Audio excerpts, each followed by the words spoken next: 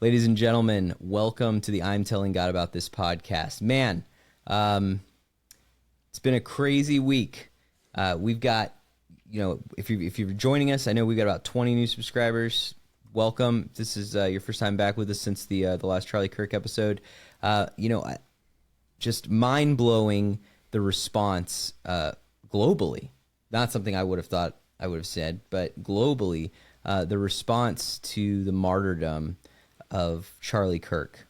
And the big thing that the guys and I were talking about, this week and before the show started, is it seems like a lot of folks are struggling with how to respond to this tangibly.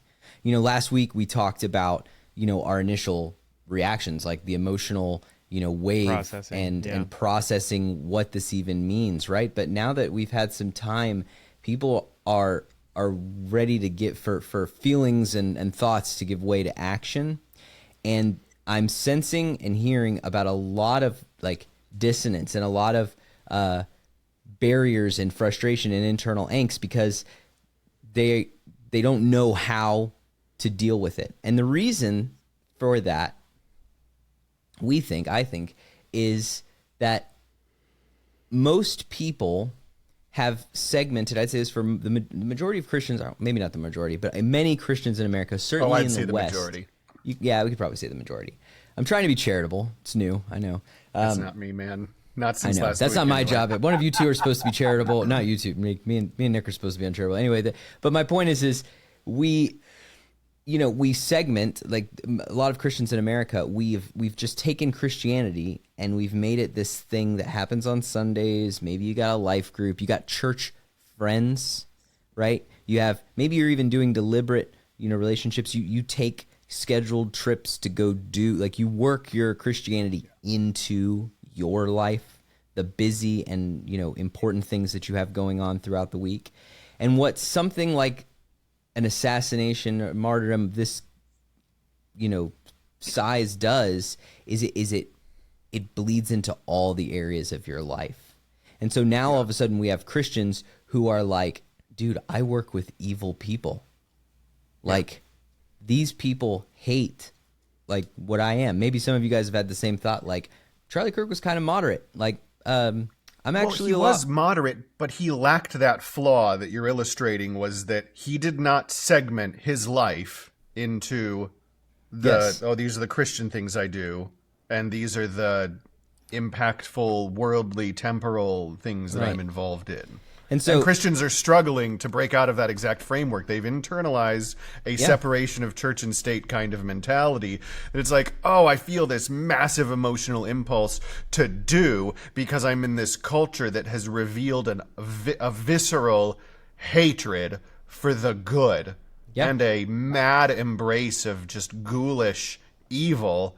And it seems like going to church and participating in the acts of evangelism and discipleship, which are good, is not enough. The end all of our influence on the world. And isn't that the thing that gets under your skin?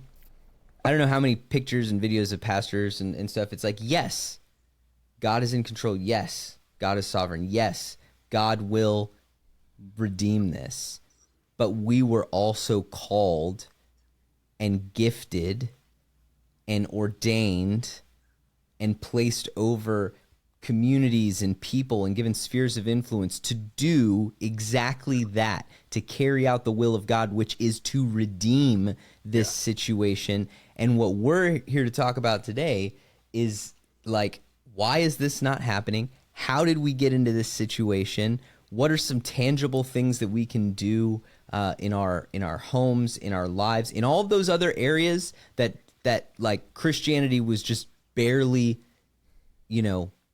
touching in many people's lives? How do we get after that? And what is the reason why that seems so difficult for so many people? I don't know. What are your thoughts? Can I give you an example that maybe you guys can have some opinions about this? But one of the things that I see creating that separation of people, that confusion about what to do, and I've seen it.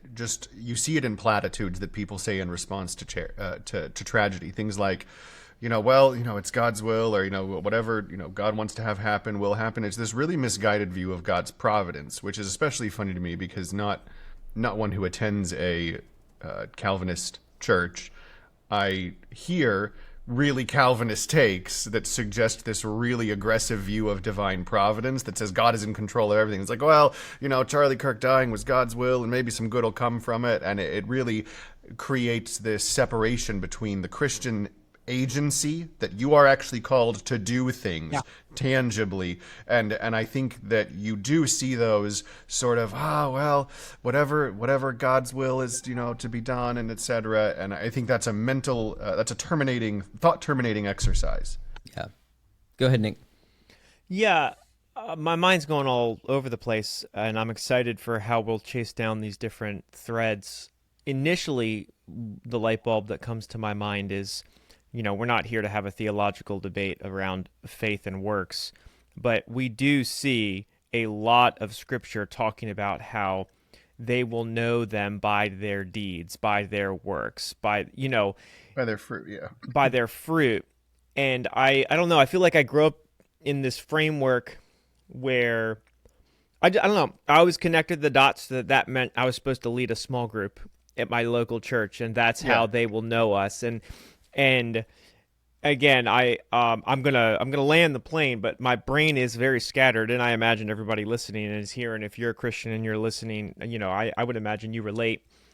I remember a time where the separation of church and state, or how we're gonna dissect it right now, like I remember the Pledge of Allegiance in school all the time. I remember scripture and the Bible being less of a taboo thing 30 years ago. And so like this evolution of, I would say even the divide of separation in church and state has been getting wider and wider and wider, or if you want to use the analogy, the wall has been getting thicker and thicker and thicker and thicker.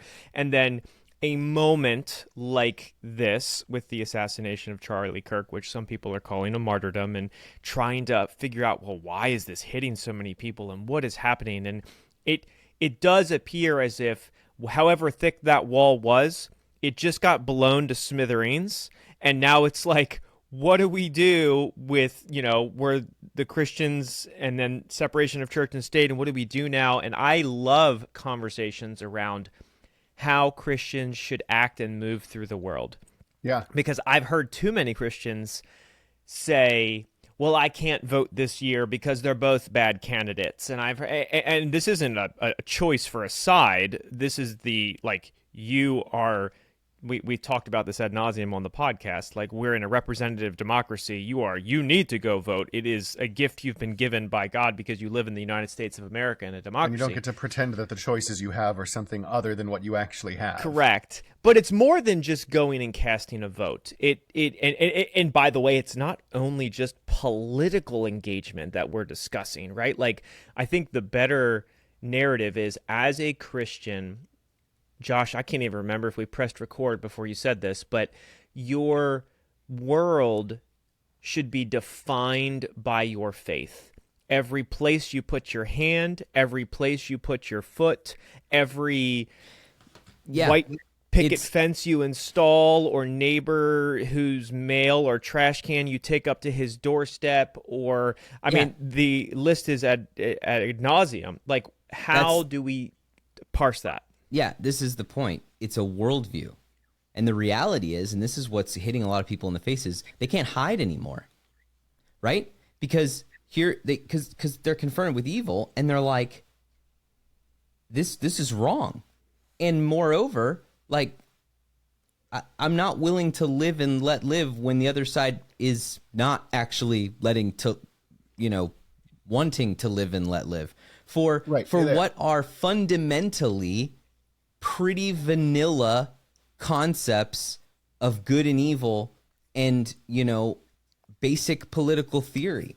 I love, there was a Charlie Kirk reel where some kid gets up and he's like, this is really condescending. This is a constitution for third graders, and like, we're university students. And he's like, cool, well, go ahead and keep it closed and let's see how well you know it. And the kid couldn't answer a single, question about it. And this is where we're at as a society. And this is why, and Nick, even in your response to this, I feel and I hear the same, that it's like that ancient anchor chain covered in moss that's just being lifted up from the surface when you try to move towards the state. It's like, oh, it's not about how you vote. It's not just how you vote. It's not only political. Well, I got news for you. Try doing something else without running into the law. Yeah. As a Christian in America today, try to live your faith. Try to insulate your children from evil. Try and see if you don't run into laws. Oh, yeah, the amount of effort you have to go to just to insulate your children from being educated by people who hate you. I mean, how many public school teachers, and because I got a list of them, of the screenshots of public school teachers celebrating and many of them have been fired, which they should be. But that's the kind of thing. It's like, okay, so you think the state is neutral? Is that what you think? Not at all. It's not. Here's the thing. If we lived and you could make that argument, it's like, well, the state is basically neutral and it just kind of creates the boundaries of the arena that we all participate in.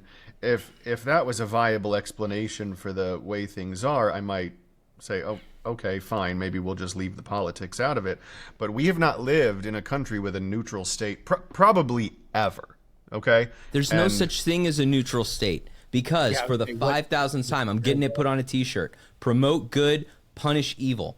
The state is a moral instrument. That It should is be the our first piece of means merch right there. by which it is the means by which societies insulate themselves from risk, or they secure their resources, their endurance, and their posterity, and they promote and grow and develop their values. That is the function of the state. That is the function of governance. So this whole notion that there's such thing as a neutral state is bananas. In fact, the only people who ever claim to do it are communists, and we've seen how that's worked out. I mean, there's no it's not right, because they surprising. substituted atheism with neutral. Correct. It's like, well, there's no religion, so it's neutral. It's like, well, there still is. You just don't call it that. That's a good point, because atheism itself and this idea of tolerance of the non-religious has become a radical religious identity in and of itself, right? So you're talking about blasphemy laws. There are always going to be blasphemy laws. The atheists and the leftists and the people that are non-religious have been pressing this for so long. You can't say certain things. You can't do certain things. It's blasphemous to voice your opinion, but only if it's against what the non-religious believe. And the moment that the Christians go and promote good or promote what is morally correct, no, I don't want to bake a cake. No, I don't want to allow marriage between two men or two women. Oh, that's horrible. You can't do that. That's not tolerant. Right. But yet at the same time, from a non-religious standpoint, it's like we got to teach gender theory to second graders. Tell me that's not a religious. Their value statements, 100%. And it's just so frustrating because we don't. Here's the thing: so many, and I'm more speaking to the Christians here, the older generation of Christians who are sitting back and going into this state of, well, it'll all go back to normal. It's just the news cycle. It's just going to blow over. Do you not understand that mindset is what got us here? We can't even agree which bathroom people need to go into. We can't even agree what is good and evil. The Bible talks about it. They will call what is good evil and evil good. There's a reason in the Bible when Jude says to the people in the church, I wanted to write to you about our common salvation, but I find it necessary to write an appeal to you to contend for the faith. Because there are people that have slipped in that are crept in unnoticed and were long designated for this condemnation, ungodly people who perverted the grace of God. Don't sit back. We're called to go into all the world, make disciples, preaching the gospel, and converting people. That is our mission. Not to sit back and say it's okay to have an evil point of view. No, we need to condemn that evil point of view, and we need to do it publicly. Sorry, hey, Dave, that's great. All I just heard was 10 great shorts. You're just crushing it. No, but this is the point, right? I think people have to understand something. your life is not like a bunch of just stovepipes of things that you can just keep hidden. This is why marriages explode. This is why people, show up or one day they wake up and their kid's gone off the deep end. Like, it's because they thought that if they did this thing over here, that they were good. Yep. Like, they were taking especially care of in the era of everything the would turn out internet, okay. where kids are just mainlining something that Right. that is diametrically opposed. Because that's what happened apparently with the Robinson guy, who, like, his parents basically, they knew he was like leftist. They've said that they've talked about that, but like they clearly But how did had he no get there? idea that he was shacking up with his tranny boyfriend or right. all And how these did he other get things. there? Because of things like this. Like, this is what Right. I need people to understand this. It's like, Well, the silo was a really good analogy. it is. I mean, that is part of what it is. But here's what happens, right? And I'm going to make a lot of broad, sweeping generalizations here right now. So, like, either, go with it or don't. But if you want to get in the comments and be like, it's overgeneralized, okay, I get it. But here's the reality, right? His dad was a cop, right? Is that what we've heard? Something to that effect? All right. Some law enforcement. Yeah. Okay. Right. So typical American family, your kid starts going to school, you're both working, all right? You're seeing your kid for a whopping 3 hours a night, maybe, until they're about 15, and they start, ducking out with their friends as soon as the backpack dropped off at the front door.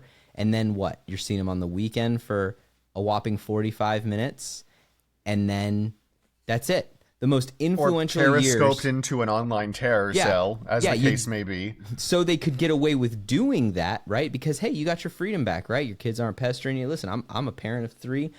I know the feeling, right? How easy it is to think about, man, if I take my kids to school or if I drop them off at this thing, then I've got a few hours to go do stuff with my wife. Like, nobody does this thinking they're screwing their kids over or that they're failing as a parent. But what I'm trying to say is, you can't look at a society that has prioritized professional and economic development and sacrifice and just wholly offloaded parenting to the government and to other people who are interested, i.e. groups that do not segment their lives, groups that are fully and wholly bought in, who do not make any, they have no scruples about working to shift the identity of your They have no children. scruples about intentionally teaching other None. people's children things that their parents None don't at agree all. with. Exactly. So if you as a Christian are sitting there with the perspective that says,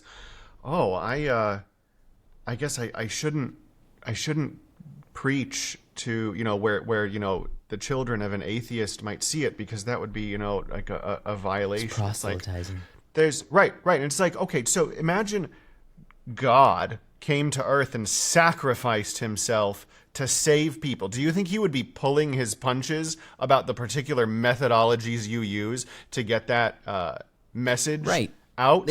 And Josh, I know I wanted to finish the point there on that, but like, this is the thing. These people we've done this, right? And here's the reality. What that means, we've not just done this, we've done this for decades. So this is what you have to understand. If you want to do the right thing, you're going to be doing a different thing.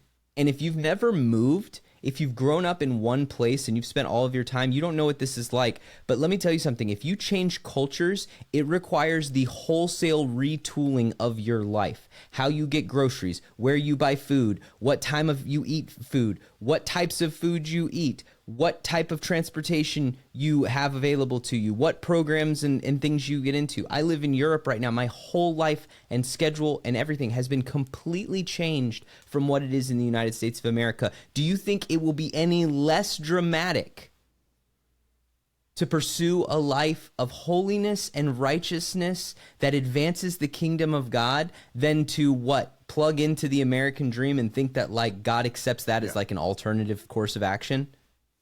And the point that I get to is that 100% includes directly opposing things that are evil even when you're not doing that in the context of the evangelistic or discipleship missions Yes. of the church. Yes. That is why we have the law. It is to restrain sin. And why is that? It's so that you are trying to minimize the amount of temporal, corporeal barriers that people experience on their way to salvation. Because the main thing, and this is biblical, the main thing that keeps people from being saved is that they love their sin.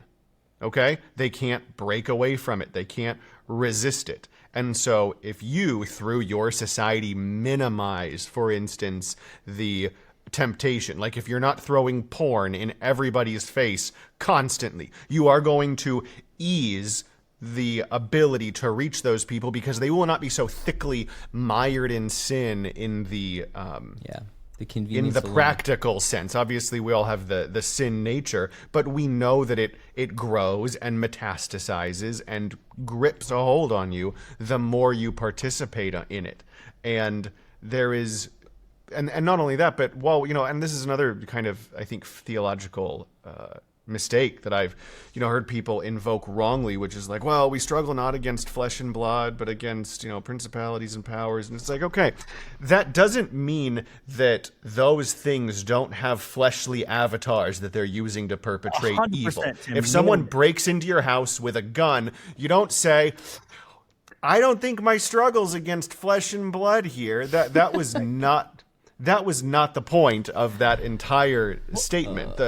The point was to remember that everybody who is a fleshly avatar of evil that you're opposing is also a potential co-heir with Christ. Amen. If that can be made to happen. Yeah. Okay? So they're not your ultimate enemy. Correct. But if they are behaving as an enemy, if they are hostile, you 100% struggle against that specific flesh and blood at that time. You cannot evangelize and disciple your way out of every problem that arises. And a lot of times the choices that you make are to order society and your civilization in such a way as to make sure that you are creating the easiest on-ramp towards redemption. And that's not, before you say, oh, you're diminishing, the work of God. Paul said, I have become all things to all people that some might be saved. Well, by extension, you should create your society so that some might be saved. So, because clearly the specifics of how people hear the gospel affect whether they accept the gospel. How will they hear it when someone teaches? Go I ahead, don't Josh. think I can say that any better, Tim. That was awesome. I kind of want to talk and circle back to what you were saying, Josh, about your children and just as a parent myself, like you have 3 hours with your kids and then it's bedtime or the backpack gets dropped off and they're off with their friends. I'd like everybody to just remember back, like in our generation, right? If you're born in the 80s, early 90s, remember what it was like if you were a Christian as a kid. You would go out and it would be either you were very adamant about it and vocal about it or you weren't. But when somebody in your friend group found out that you were a Christian, I don't care if you were in elementary school or in high school, there was never an immediate target put on your back as you being evil. Nobody ever did that. That was not anything. They checked themselves around you because they had found out, like, oh, don't cuss around so and so. He's a Christian or whatever. Or Like, those Or are maybe they tropes. did make fun of you. I'd have guys be like, yeah, don't talk about that with me. Like, I'm a lost cause. You don't talk about that with me. You're like, Yeah, okay, but here's the thing. Today we have, and this is the problem that we keep, and this is what everybody keeps trying to point out. When you raise a generation telling them that it's okay to kill a Nazi and that it's okay to kill a fascist and punch a Nazi in the face day, and then you label everybody that opposes you as a Nazi or a fascist, and that is who they are. They are pure evil. They are the face of evil. They are Hitler. When you do that, it dehumanizes the person and makes it easier to commit acts of violence and sin against a person. So when our children are exposed to this generation and they say, I'm a Christian, it's not I disagree with you. We don't have the same belief system. If we allow this to continue, it's going to get to a point to where let's all beat up this Christian because he's evil. And it's not persecuting somebody because they're a Christian. It's like wanting to eliminate the person itself because they believe that that's evil. Because they are Not struggling people against disagree. flesh and blood. You're evil. It's just, it's insane. Here's the thing. Here's an unhelpful argument, and you referenced it, but it wasn't your main point. But this is what I've heard a lot about in the media, is all of this. You know how we got here? We got here because of all this rhetoric. All of these Democrats saying bad things and calling us evil and calling us, like, I'm sorry, did you expect them to do something different? Like, if anything, like, you didn't know that?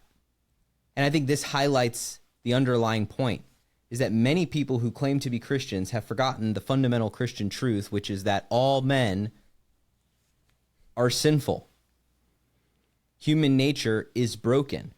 I expect the lost to act a certain way. I'm not going to try to change their hearts by telling them to, hey, you can't, especially in our country where we have free speech rules and laws. Rather, I'm going to legislate to promote positive behavior. I'm going to legislate to make it illegal for immoral action. Because the reality is we know that words give way to deeds. And what I want is for someone to continue, what I would love to see is that when words do give way to deeds, that those deeds get punished. And so then we collectively can point to our children and be like, you see these people? They want you to do this. Well, here's 5 or 6 cases in the last couple weeks where people did that, and now they're in jail, or now they don't, that here's a consequence of their actions. Because this is what happened, is that we normalized these things and we said, hey, everyone live your own truth. It's postmodernism and relativism, where we said we can't punish things on moral grounds. And they want to pretend, like, I heard Bill Maher talking about this, and I'm glad, Shapiro got after him about it. But, like, no, we did not get our values and our morality from the Enlightenment. I'm sorry. That is...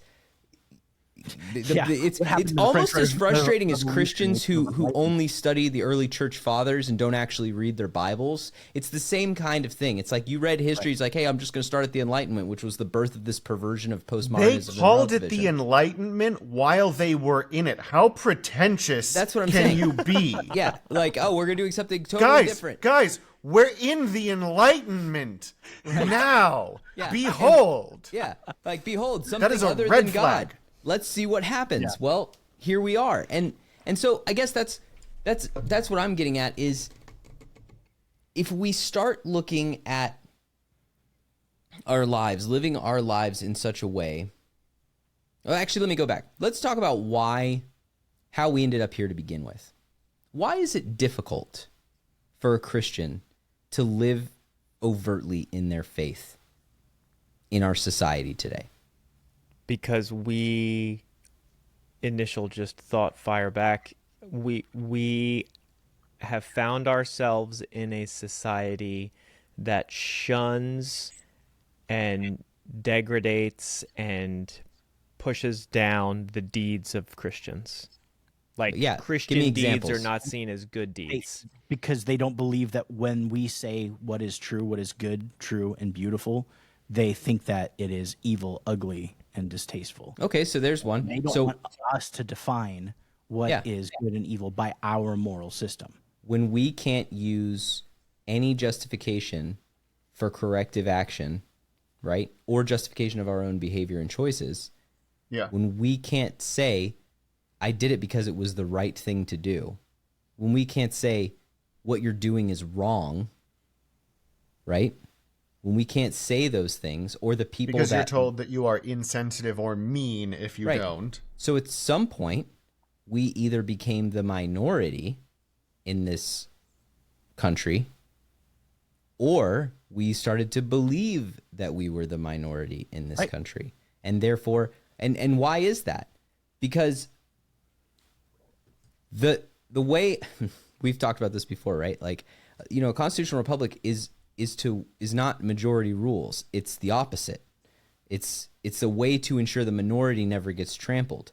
And so what happens is the minority figures out a way to, as a force multiplier. Hey, I don't have consensus, but I can legislate. And so I'm going to change my office policies. I'm going to change my HOA policies. I'm going to lobby and get involved in, my school board. And HR. what happened? Yeah, HR. I'm going to go into work as an HR guy instead of, whatever. And so then what happens is every single person in your office may be a Christian, but if the HR rules say you can't do Christian things and Christian version of good is bad and Christian version of bad is good, then it doesn't really matter, because also, bonus point for Christianity, we're taught to respect and honor authority. Right? Yeah. And the problem is that at no point did any Christians decide, hey, you know what? How'd those laws get changed to begin with? Maybe we should go back and do this. And guess what? It's not a new idea. Little man you may have heard of before, dude named Jerry Falwell, came up with this this great organization back in the day. Maybe you've heard of it, the Moral Majority. Oh, let's bring back the moral majority. The moral majority. That was their whole hot take. argument in the 80s with all the decline and all of the breaking. It was the whole argument was, we're sitting here acting as if we're not in a position to make change. And it was a call to that. And he mobilized that and he motivated it. And that is what Charlie Kirk was doing as well. And so, but this is the issue, right? They get pushed back on by Christians who maybe don't like the specific denomination, or they want to be able to sit in their social groups and distance themselves from politically incorrect individuals. And that whole go ahead.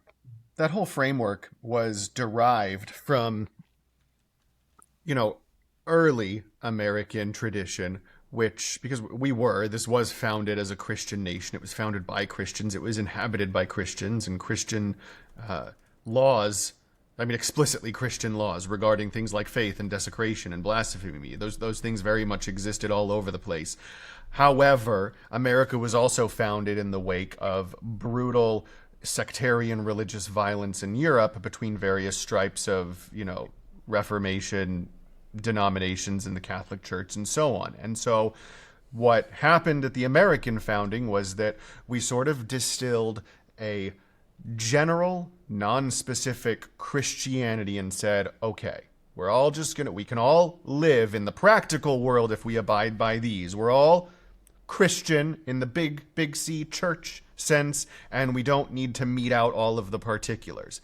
And that was used as a Trojan horse by atheists and Enlightenment-style deists and whatnot, and then later on Muslims and Jews and everybody else, to say, hey, you have to be just as religiously tolerant of everybody else, and that requires a continued paring back of what was, for a long time, the implicit Christianity of the state, even though it wasn't a specific denomination of it.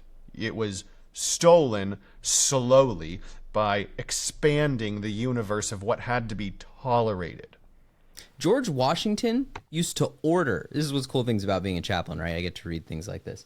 George Washington used to order his officers to go to church and ensure his men were there. And everyone's like, that's not what the founders meant. Oh my goodness. Right. Well, they're like, well, that's not what the founders meant. That's not that you don't understand the founders. You don't understand freedom of church and space. I'm like, I'm pretty sure he was in the room. Okay? I'm pretty sure these guys knew what was going on, and the rules, and this is how we know, because the rules they made have been repealed as inconsistent, which should tell you right there, like what are you doing? Like, you think they know what they meant when they made these laws? Like the same people who wrote the Declaration of Independence and the Bill of Rights, like that these individuals who then turned around and made all of these county, city, state ordinances in their respective, locales, that they didn't maintain, an integrity, a continuity of a philosophical and theological, like reference. Like, what? It's bananas. Absolutely bananas. Anyway, go ahead. They would take action. They would take action to promote the kingdom of God. Here's I was reading about, I was thinking about some of the radical transformations in the Bible and with Christianity. And I look at Matthew 11. Don't worry, I'm in the ESV, not the NET, although you really should check out the NET. It's pretty awesome. But in Matthew Really, do you want to dish that out? Is that... Baptist. But I won't read it. I won't read it at any eulogy per your request. So, but yeah, so like John the Baptist was this prophet that went and he was proclaiming the kingdom of God in the wilderness. What was he doing? He was standing up against the Pharisees. He was standing up against the religious rulers of the time. And he was saying, make way for the kingdom of God.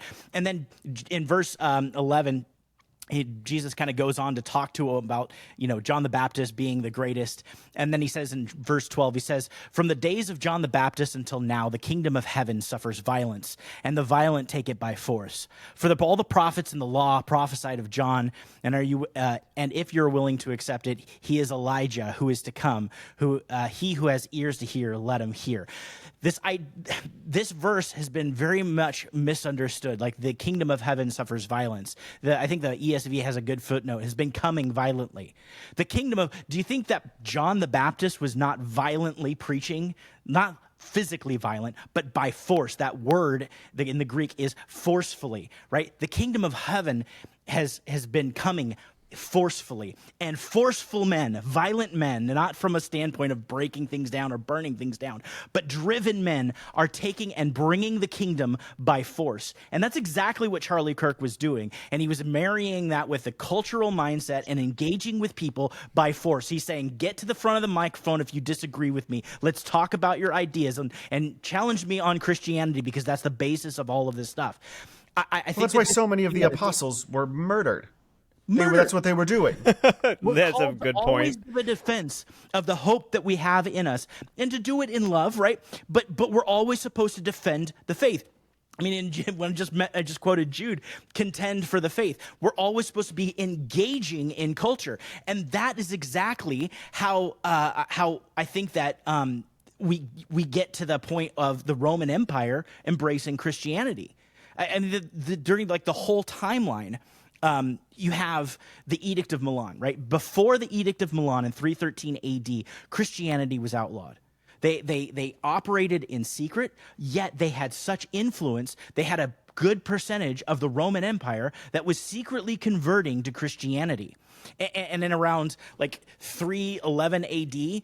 Sorry, just real quick. That draws a really interesting line between submission to governments, which a lot of people try to emphasize because obviously the Bible talks about that. But there is a limit, and that's where it is when you're talking about spreading the kingdom. Right, exactly. If a government says do not spread the kingdom and do not spread Christianity, then you a new government. Obey the laws of God, right? What did the Pharisees say to Peter and John? You can teach in the synagogue or in the temple, but don't mention Jesus. And he's like, are we to follow the laws of men or the laws of God? Right? We're going to follow the laws of God. In 311, you had basically the Roman Empire admitted that they couldn't eradicate Christians. That now there was just too many of them. This is after Nero. This is after all of the crazy Roman emperors that went and were using Christians as lamps in their gardens. You can't stomp it out. They were operating in secret and they were influencing. And then the Edict of Milan in 313, Constantine says you can operate freely and worship freely. But can I interject right there? Go ahead. After the Edict of Milan, you have to contend with this basic fact. There are people who are in heaven today because of it, who would not have been there if they had also had to shoulder the practical difficulty of adopting an outlawed religion. Okay? What you do here, the nitty-gritty practicals matter. Right. Absolutely. And it makes an effect, and it makes change. It pushes change. So when Christianity was able to operate freely, in that time, the pagans still pushed back, right? But there were local laws in different sections of the empire, and say in the west or in the east, there was a law that passed that said there's no more pagan worship in this sovereign land right here. We don't do that around here. Okay, everywhere else, right? It influenced the local politics, and from the local politics, you had a majority of Christianity, about 50 to 57% of people in 350 AD were claiming to be Christians, and then you had like all these emperors. Constantius II, right, was just made all these anti-pagan laws, and then you had Julian the Apostate in 361 to 363. So in a 3-year time frame, there was a guy that went in there was like, no, let's bring back paganism. He didn't last long. He didn't serve a term. He didn't last long. He died in a battle, right? But at the same time, like after that, you had the Edict of Thessalonica with Theodosius I, who basically said, all right, look, most of the empire is already a Christian anyway. We're going to make Christianity the national religion. And about 395 or so, that's when paganism was outlawed.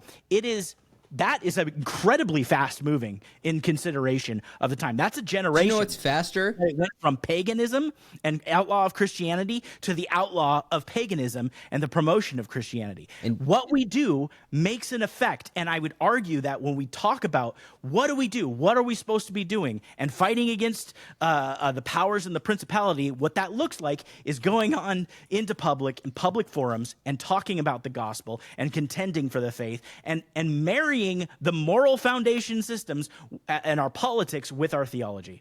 Yes. And you One know of the how things you can do right now if you're looking for something to do is subscribe to this channel and share it on your socials. That's right. Conspicuous faith. Let's but listen, go.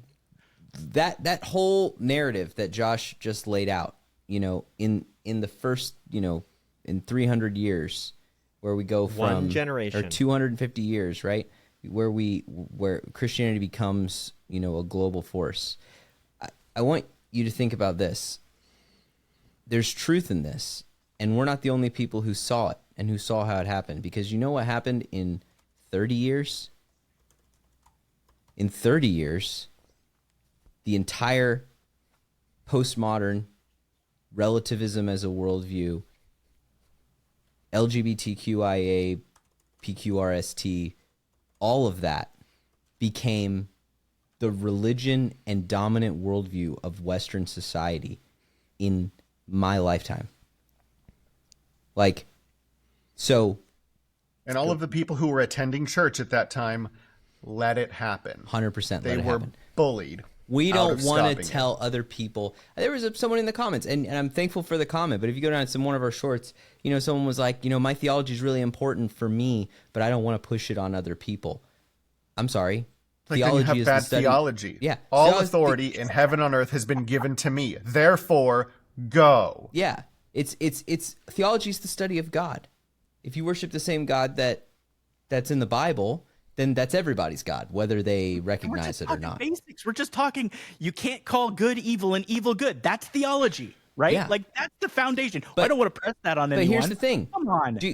At a certain point, and this is what it comes down to, we joke that people are, 48 hours from eating each other. That's the general, consensus that it takes, 48 hours without, water and food before people start completely wholesale, giving up their scruples to go out and do those things.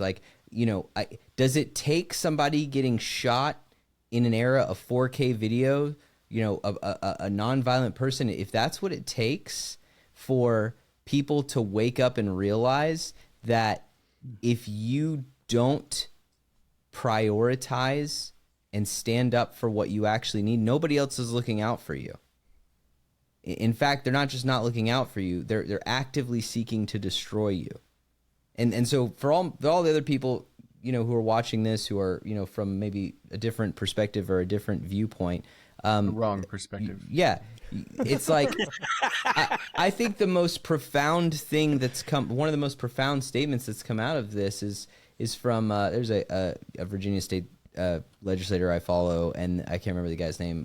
Nick Freitas. Yeah, that's the one. Nick, and then JD Vance effectively, reiterated that. Like, there's no Who has been on fire, by the way. Yeah, totally. Love that guy. But there's no unity with the fundamental premises here. Because in what world are you going to stop murdering unborn children? In what world are you going to be okay with not, indoctrinating my children? In what world are you going to be okay with not, chemically castrating children? Like, those things are not compatible with unity. And so here's the takeaway. Let's talk hard steps. Here's hard steps. Stop tolerating it. When someone says it, shame them. Shame them publicly. If you're out and about and someone says something that is abhorrent according to God, not abhorrent according to current social norms, okay? Here, I need you to hear the difference. Because what is acceptable in commonplace conversation and walking around town is vile beyond compare to what, based on what the Bible says. This stuff is... To that point, the reason the ghoulish celebrants around Charlie Kirk's death have learned to be so vocal, and the reason you're so surprised at how vocal they are about such horrendous things, is because that movement, that set of ideology, realized a long time ago that they could get what they want by being louder, and that allowed them to manufacture consensus because you polite people would be quiet. Yeah, you'll just suck it up and deal. And I've dealt with this personally. Listen, I'll tell you right now, people are more afraid of other groups than they are of Christians. If it's between a Christian and anyone else, anyone who's in a position of power is going to default to the other people, because the other people do not give an inch, and they will take a pound of flesh for the smallest violation. Yeah. And here we are, grace might have... No, great. Like, listen, right. Yes, grace for sure. You turn to me and say, I'm sorry, that was wrong. Turns out I've been living a life that's completely unacceptable to God. Right. Oh, I'm glad that you see that. Why don't you come and have dinner with my family? And let's go to church. Like, I'm all for that, but first salt, then light. Yeah. You can be gracious salt, then light. and merciful, and you should be, to offenses against yourself that are personally within your power to forgive. You absolutely cannot tolerate things that are intentionally moving other people farther away from eternal redemption. That's good. That's why, if you could have asked, and I think somebody probably did, but Charlie would have wanted to know that if he was going to die, he was known primarily for his faith. Mm-hmm. That is, you don't. He said that verbatim. Courage and his faith. Courage and his faith. Right? And yeah. And this is, I want to just hit this point on that, and I want to be clear about this too. I'm not talking about self-righteousness when I'm saying this, all right? And I need people to hear this, right? There is a difference between saying, hey, don't do that around me. Hey, that's unacceptable in a classroom. Hey, I don't want to hear that, and you shouldn't be talking about it right here. And letting it go at that if it stops. Because the reality is we're all sinners. We're all guilty. We're all dirty. We're all filthy before God apart from Christ. But the promotion and the normalization of evil cannot be permitted an inch. And the only way you don't permit that is by levying consequences. Yeah. Okay? There's no other tool outside of convincing someone, which we've been trying to do. It's almost like we had this really effective guy who went around trying to convince people by changing their minds and with argument about that, they should proactively come to the light side, if you will. And they shot that guy. And the fact of the matter is, the other way to communicate those things, those prohibitions, those lines that demarcate good and evil, is with consequences. And you as a Christian should be grateful for that, because if your licentiousness as a sinner was constantly enabled, you would probably not be saved. Okay? It is only when the consequences of your actions and your lifestyle, and there are natural consequences, but there are also imposed consequences. And generally speaking, the imposed consequences are things you would much rather face than the natural consequences. Because Yes. the ultimate natural consequence of your evil is damnation. So wouldn't you rather know that people are facing some manufactured, imposed, in the same way that you might spank your child if they keep trying to run out into the street, okay? Because the natural consequence is so much worse. You need to be a mediator for the big consequences that are out there. Yes. And that's true in society and civilization as well. That is discipleship. That is shepherding. That is the whole point that we're getting at here. And what I'm trying to drive home is this notion that we are responsible for shepherding this country. Okay? So you cannot separate. You that. are responsible. The You. listener. You. Yes, I. specifically. And you are, and listen, I know I'm talking about this from the legal side, and like, but it's more than that. And really, to be honest, God, like, I mean, we got to do a whole nother episode on parenting. But like, I'm serious when I say, if you do this right now, if you take practical steps, like, yeah, you go to your school, you get with the parents at your church. If you live in a small community and you got a bunch of families in the same school, and you guys are sitting around, you know, at church on Sunday, and you're lamenting the brokenness and the evil of the world and whatnot, and you're looking at all the things going on in your school, you get all of them together, you call all your friends, and you show up at the school, and you demand immediate change, or you pull your kids. Yeah. And You pull demand every lever you immediate have. change. Same Well, thing the with your job. You walk into your job and you say, this bogus policy, this drag queen coffee thing, like, it goes or I walk. right. And you know what? Courage is contagious. It's contagious because you know what it does? The same fire that drives Cain to kill Abel can go another way. Because what it really does is it points the light. It's like a mirror, the sun beaming down, and you angle that mirror right in the eyes of another person. And they're gonna make a choice. All right? There was a And that There choice was is an going to be, yeah. or sorry, the choice is going to be this. They're either going to turn to God or they're going to break the mirror. Yeah. To illustrate your point about the contagiousness of courage, there was an experiment where they actually measured this, and a round table of people were given cards that had basically a optical illusion puzzle, and the question was like, which line is the same as, you know, this one over here? And everybody else at the table except one person was an accomplice to the study. And so when they're all giving their answers, which line matches, they all give an obviously wrong answer. One that's just clearly like, just use your eyeballs, it's not true. And some staggering percentage of the people who were not, the people who were actually being experimented on, were cowed into basically giving an answer that they, not only they thought was false, was actually false, because it was like, well, if everybody says it. But in the scenario where one of the accomplices at the table gave the correct answer, the proportion of people who also chose to stand up and give the correct answer shot up. And there's not even there is nothing to that except a social consequence of, these people might all think I'm dumb, right? Imagine when there's actual consequences and how much your act of courage will empower and encourage and inspire other people. Public courage. Which, I mean, incidentally, is what Charlie did. Is it too much to say that we are here where we are today because of the inaction of the moral, 100%. because of the inaction Yes. of the, let's go so far as to say Christians, because of the, we have leaned into a lackadaisical, lollygagging faith of, I go to church on Sunday with my white picket fence and I send my kids to youth group, and we have, 40 years, 50 years of a generation that did that.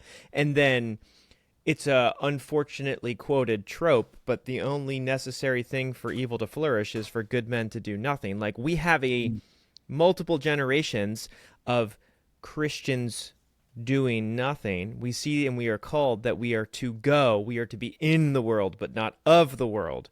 And it's like, is this the awakening of the next generation to begin to act? Not if the pastors don't do it first. Preach. Because the reason we're in this situation is because the average person doesn't grow up. The average American doesn't grow up in a strong, mature Christian home. They grow up in what they understand their version of that to be. But proof's in the pudding. Like, if you don't grow up in a home led by a strong moral foundation, like a person who has the strengths of their convictions, who enforces a standard, who demands adherence to it, then... And who has answers. Yeah, and who has answers, and questions. who is loving, and all of the other good things, right? But these things are important.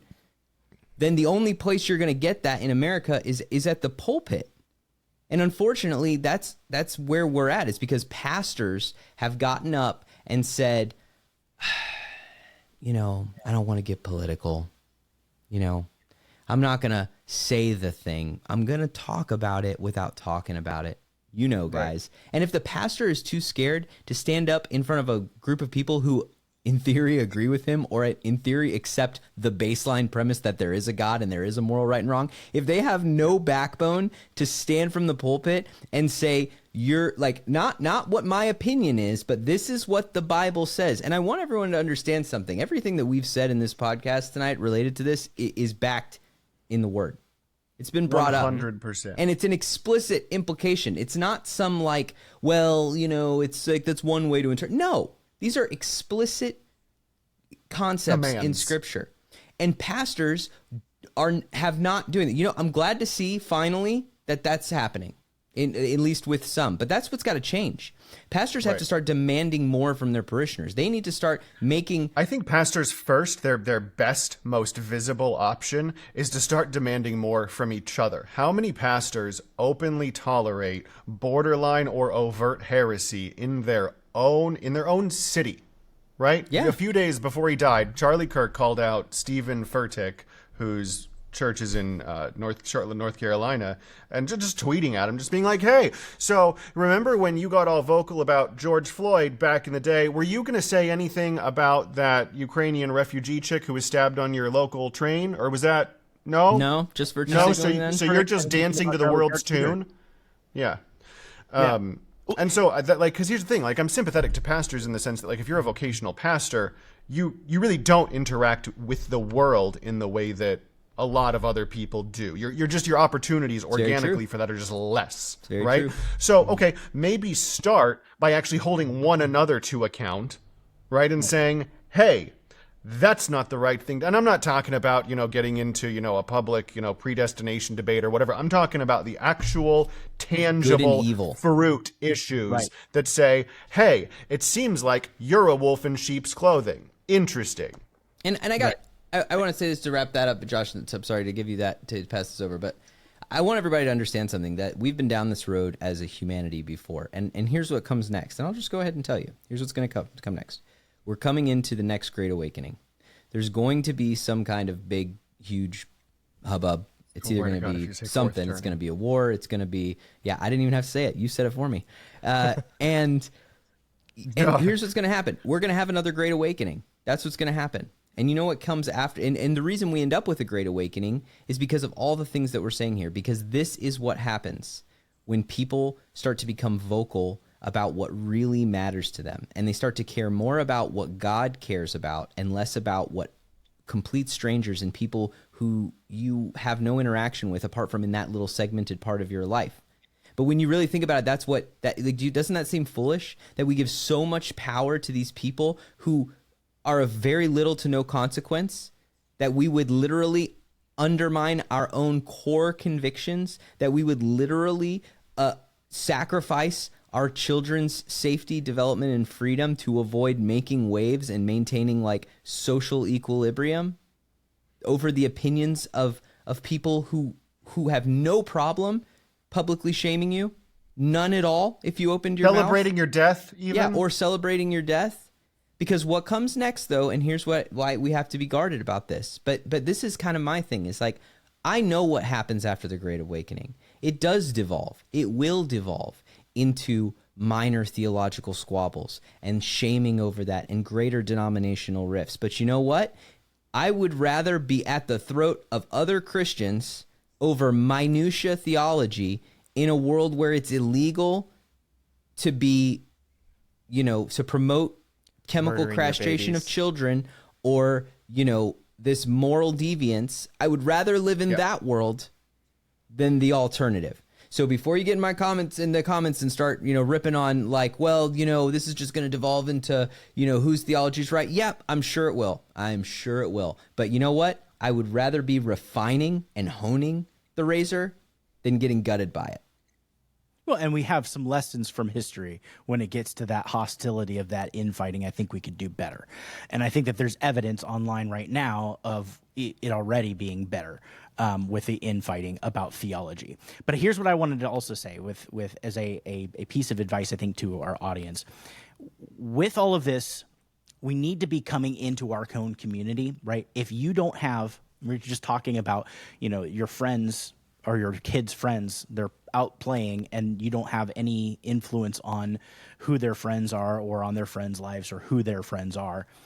This is why I think it's so important to have a community within your church. Get with other parents within your community, in your church, and your kids' best friends should be other church members' kids. Like, or a Christian community. Right? Allow that to flourish. Like when we have birthdays, who do I want on the list? I want all the people from church first, right? And furthermore, hold your leadership accountable. There's a big trend there where people were saying, well, if my pastor doesn't say something about Charlie Kirk, I'm leaving. I've been here, and then you see it, right? People essentially have gone to a church for 10, 12 years and then just left. Here's my challenge, and this is what I saw online, which I definitely agree with. Here's my challenge. If you're willing to just depart from a community and you'd rather not confront your pastor and say, hey, I really think you missed an opportunity. Why didn't you teach on that or talk about it at least or mention it? I think that was a huge missed opportunity. You're not shepherding the flock correctly. You give them an opportunity to respond and say, you know what, you're right. Let me do better, right? You're investing in your community. Or what they'll likely tell you. If you're going to leave after 10 years of being in a community because your pastor doesn't say something, you're not making an impact in your community. Yeah, you're and if your pastor says, no, I think you're wrong. No, I don't think that's something that we need to do, right? Then you make a decision, okay? But invest in your community. Invest in the people that you're with because these are your kids' friends. These are the people that are going to be here during persecution. You need to invest in community. Good word. So, yeah. Oh, go ahead, Nick. Did you have something? No, me? No, I didn't have anything. So here's how we'll land the plane. A couple things. Can I before you just close? Oh yeah, go ahead. Though, can I just because it took me a second to find it and I had to use an AI assist to locate it, but all of the things that we're told we're not allowed to do in society to move people closer to the proximity of good are, hellish lies. Okay. And I was reminded of this anecdote that I heard years ago, and it was about a guy named Charlie Pierce. He murdered someone in the late 1800s, and as he was being led to the gallows by the prison chaplain, I guess, as was the custom at the time, the prison chaplain is reading selected passages describing hell. And there's like really obviously brutal stuff. If you've never just read every passage on hell, you should. And, like talking about, the fire will consume them, but their worm will not die. And, annotations like, the hell is the continued torture of death without the catharsis of ever actually dying. And at one point, the condemned stops and he kind of looks at this chaplain and says, "Do you believe that?" And kind of bewildered, the chaplain says, yes, I do. And he says, I don't. But if I did, let me see if I had the exact quote. He says, sir, if I believed what you in the Church of God say that you believe, even if England were covered with broken glass from coast to coast, I would walk over it, if need be, on hands and knees, and think it worthwhile living just to save one soul from an eternal hell like that. This guy was a murderer, and he understood the calculus of what it would be worth to move people towards the eternal good. And you're not willing to get someone who lies to millions of people on TV daily fired? Really? That's what would Jesus tell you weren't allowed to do to further populate heaven? Right. Yeah. And that's really what this comes down to, right? Is ultimately is we all landed here where in this place, and all of us have been guilty of this. And I want to be clear, I'm not above this myself in areas. We've all there. Everyone listening to this, if you've stuck with us this long, I guarantee you that there is a place, a context, a relationship, a group of people that are in your mind as we're talking through this. And this is not the notion that shame is bad, right? The notion that shame serves no purpose or goal is wrong, or that shame is meant to belittle or hurt somebody. It's not. Shame is the appropriate response to recognizing that you have missed the mark. Now, the good news is, on it. I'll link it down below. Yeah, Yeah, right. we do have a great episode on it. But when you've seen that, it gives you the ability to pivot and change. And courage is what is necessary.